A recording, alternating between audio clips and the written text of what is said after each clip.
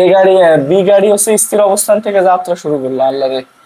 তাহলে আমরা একটু চেঞ্জ করে দিই, এটা এ গাড়ি দেই, এটা বি গাড়ি দেই। ঠিক আছে, এবার ঠিক আছে। তো বি গাড়ি 80 মিটার সামনে থাকা অবস্থায় এত বেগে যাচ্ছিল, একটু চেঞ্জ করে।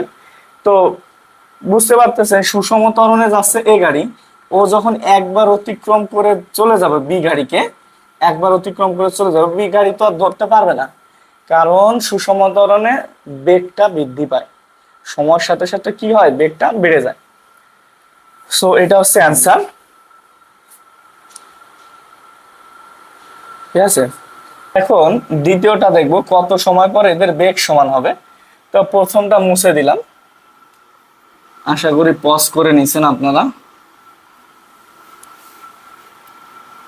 ঠিক আছে, এখন খেয়াল করেন কত সময় পর এদের বেগ সমান হবে। প্রথমটা ক্লিয়ার, প্রথমটা করা শেষ।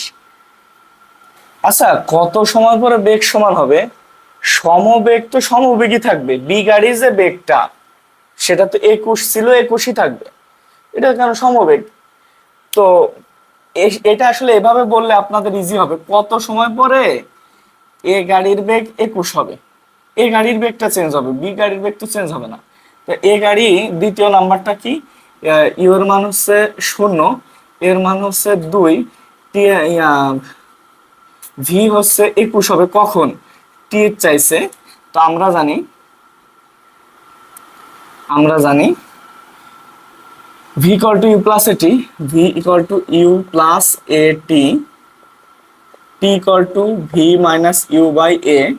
ভি এর মান কত, 21, ইউ এর মান 0, এর মান হচ্ছে 2, দ্যাট মিনস এটা আসতেছে 11.5, মানে তো 22 হয়ে 10.5 হবে, 10.5 সেকেন্ড পরে এ গাড়ির বেগ বি গাড়ির বেগের সমান হবে। একবারে ইজি, স্ক্রিনশট দেন, দিছেন? ওকে, এখন তুলে দিলাম, মুছে দিলাম। তো মানে দ্বিতীয়টাও শেষ।